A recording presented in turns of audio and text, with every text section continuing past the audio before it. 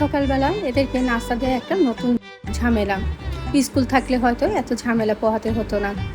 এখন ওদেরকে সকালবেলা কি নাস্তা দেব, প্রতিদিন ওই একই চিন্তা। আর বাচ্চারাও এমন হয়েছে, প্রতিদিন কিন্তু একই নাস্তা খেতে চায় না।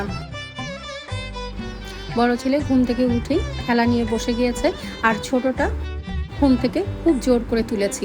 আমি বলেছি যে আমি একবারই কিন্তু নাস্তা বানাবো, বারবার কিন্তু তোমাদের জন্য নাস্তা বানাতে পারবো না। এই বলে সংসারে কিছু কাজ গুছিয়ে নিয়েছি। আজকে ভাবছি বাচ্চাদের জন্য এগ রোল বানাবো, সেই সাথে পুর হিসাবে দেব লেফট ওভার যে KFC থেকে চিকেন নিয়ে এসেছিল সেইটা, আর সসেস একসাথে দিয়ে। বাসায় KFC থেকে আনা চিকেনের একটা পিস বাসায় ছিল, তাই ভাবলাম আজকে এটা নাস্তার মধ্যে দিয়ে দিই। এইভাবে করলে না কিন্তু টেস্টটা বেশ ভালো আসে। আর একটা চিকেন কাকে দেব, দুই ছেলে মারামারি করার থেকে নাস্তার মধ্যে দিয়ে দিলাম। নাস্তা বানাতে বানাতে দুইবার আমার বড় ছেলে এসে বলে গেল, নাস্তা দাও, খিদে পেয়েছে। আসলেও অনেক বেলা হয়ে গেছে, এই ছোট ছেলের জন্য ওয়েট করতে যে বেশ ভালো বেলা হয়ে গিয়েছে। আর এইখানে কিন্তু আমি চিকেন আর সসেস দিয়ে বাটার দিয়ে একটু সটে করে নিয়েছি। আর এর মধ্যে আমি দিয়েছি অরিগানো, চিলি ফ্লেক্স আর গোলমরিচের গুঁড়ো, আর সামান্য একটু লবণ দিয়েছি। সেটা নাড়াচাড়া করে একটা বাটিতে রেখে দিয়েছি।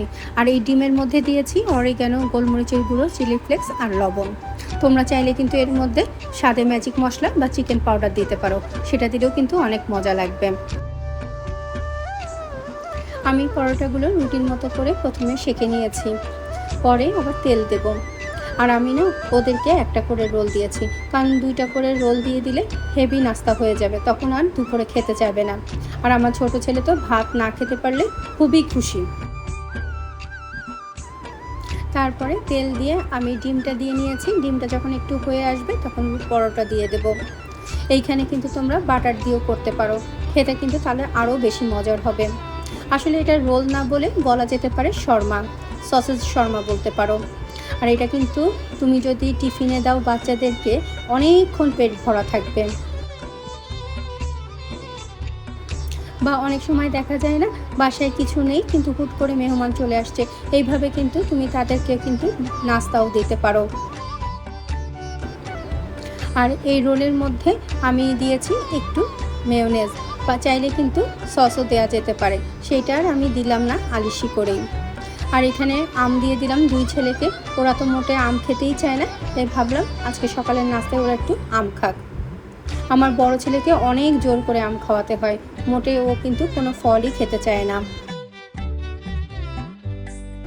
ওদেরকে নাস্তা দিলাম, আমি আর নিজে কোনো নাস্তা করিনি, একেবারে দুপুরে খাবো।